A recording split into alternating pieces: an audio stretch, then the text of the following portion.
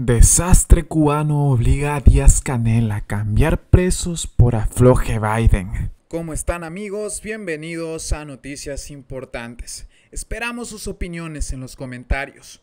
Comenzamos. Tras incumplir un calendario pactado por Estados Unidos para liberar presos políticos en Navidad y rechazar la propuesta vaticana de que los encarcelados volvieran a sus casas, el gobierno cubano apela a los obispos para retomar una negociación. La grave crisis económica de Cuba obligó al gobierno a retomar las negociaciones con Estados Unidos y el Vaticano para una vez más cambiar presos políticos por un afloje de Biden, que ya ha anunciado su intención de reelegirse. Cabe recalcarlo. Una reunión entre parte de la casta enguayaberada y la jefatura de la Iglesia Católica Cubana, vendida por la presidencia como parte de los encuentros con sectores sociales y muestra de respeto a los creyentes, entre comillas. Tuvo como ingredientes el regaño habitual de los comunistas de compadres a las prudentes sotanas y la reactivación de las negociaciones para exportar presos políticos, donde La Habana es recordista olímpico y mundial. El presidente Miguel Díaz-Canel es un político acomplejado, que se mueve cual cangrejo en un tanque de miel. Confunde soberanía con oportunidad y desprecia aliados como el Vaticano, que apostó por una vuelta a casa de los encarcelados por el aldabonazo del 11 de julio, por boca del influyente cardenal Beniamino Estella, enviado del Papa en enero y exnuncio apostólico en Cuba. Monseñor Estella, molesto con la desgana de La Habana, pitó regao en las narices del régimen, poniendo el dedo en una de las llagas más lacerantes del tardocastrismo y reivindicando el derecho de los corajudos jóvenes del 11 de julio a regresar a sus casas y no emigrar. La dictadura más vieja de Occidente encarceló y desterró a los dirigentes del movimiento San Isidro, 27N y Archipiélago, y lanzó una oleada migratoria contra Estados Unidos, que agrava la condición de Cuba como país dependiente, con gobierno jinetero. Como China, Rusia e Irán quieren guara política para seguir con el titingó anti-yanqui, pero no sueltan plata, el ruinoso y desprestigiado gobierno cubano no ha tenido otra alternativa que tragarse a los deportados desde Estados Unidos y rogar a los curas que los salven, como ocurrió tras los ataques a los cuarteles Moncada y Carlos Manuel de Céspedes en 1953 y desde 1959 hasta la fecha en momentos claves. La cúpula católica que se sabe necesaria suele instalarse en la parábola, dejando a curas descarriados que levanten la voz para no molestar al totalitario palacio de la revolución, y aprovecha cada favor para avanzar en su colonización de la educación privada y otras actividades económicas como el pequeño y mediano emprendimiento. Una parte de la oposición cubana ya avisó que no debe repetirse el esquema habitual de excarcelación con destierro y que la tiranía debe despenalizar el disenso político.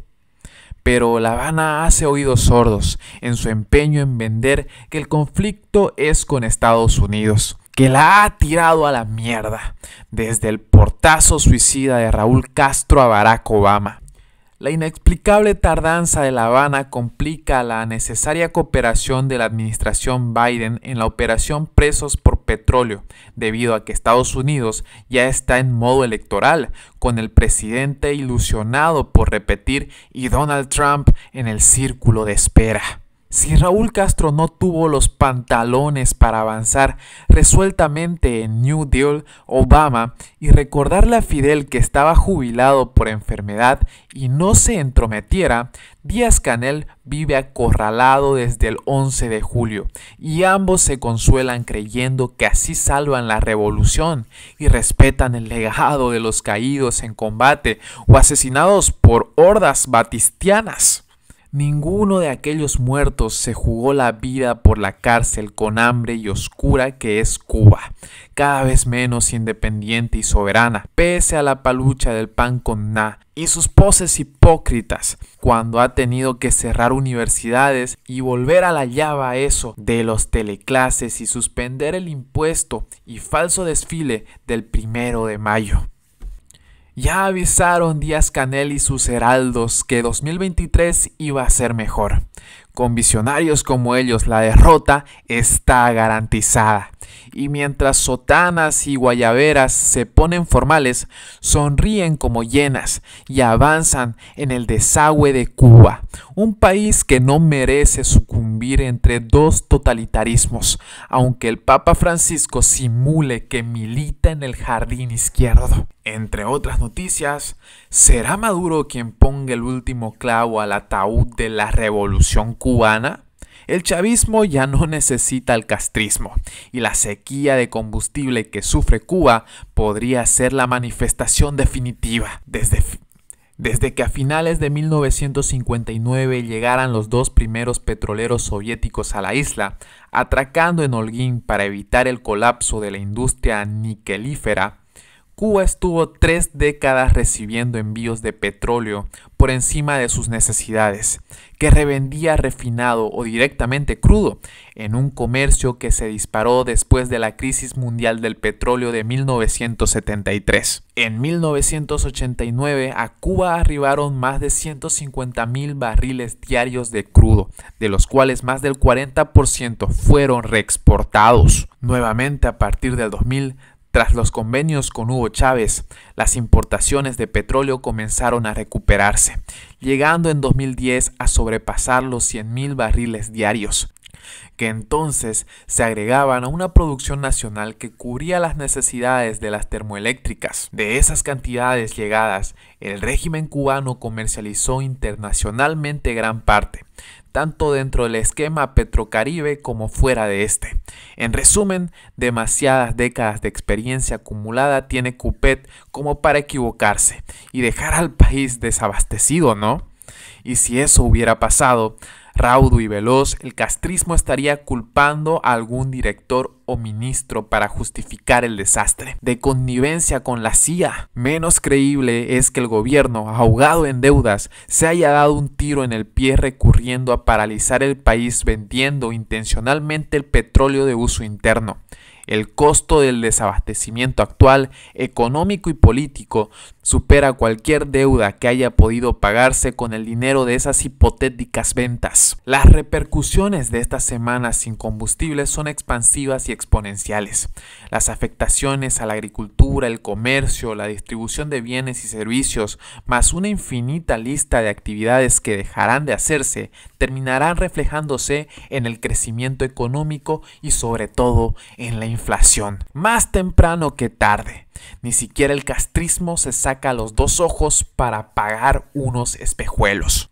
Por otro lado, en reuniones del Partido Comunista a nivel provincial se está soltando la bola de que a quién se refería Díaz-Canel cuando dijo que el déficit de combustible en la isla se debía a países que tienen contrato con el país, que están atravesando situaciones energéticas complejas y no han podido cumplir. Era a Argelia, cuyas compañías presuntamente habrían cedido a presiones norteamericanas cancelando envíos ya pactados y cuya llegada era inminente. Pero si esta versión fuera cierta, Díaz-Canel, en su insólito arrebato de honestidad por impotencia, no se habría referido a unas situaciones energéticas complejas que en Argelia no existen, y con toda prestancia habría centrado su demagogia una vez más en el bloqueo.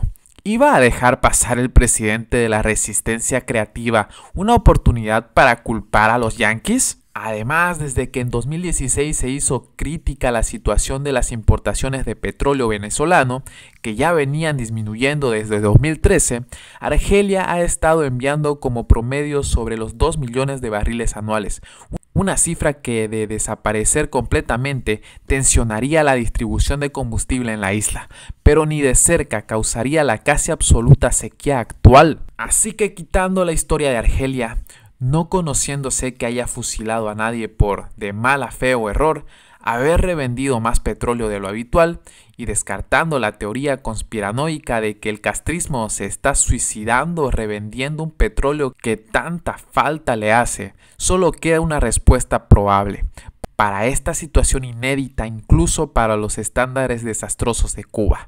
La respuesta: Venezuela. Para Venezuela el valor de Cuba se reduce. ¿Qué más podría enseñar el castrismo a sus pupilos bolivarianos sobre totalitarismo, represión, control social, desarticulación de la propiedad privada y coartación de los derechos civiles y políticos?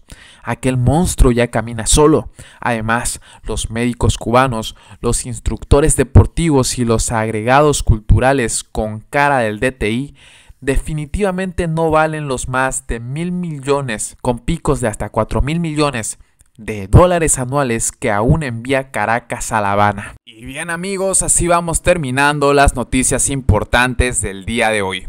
Por favor, nos ayudarían mucho compartiendo las noticias, para así poder llegar a muchas más personas con la verdadera realidad en Cuba. Patria y vida, mis hermanos, nos vemos en el siguiente informe.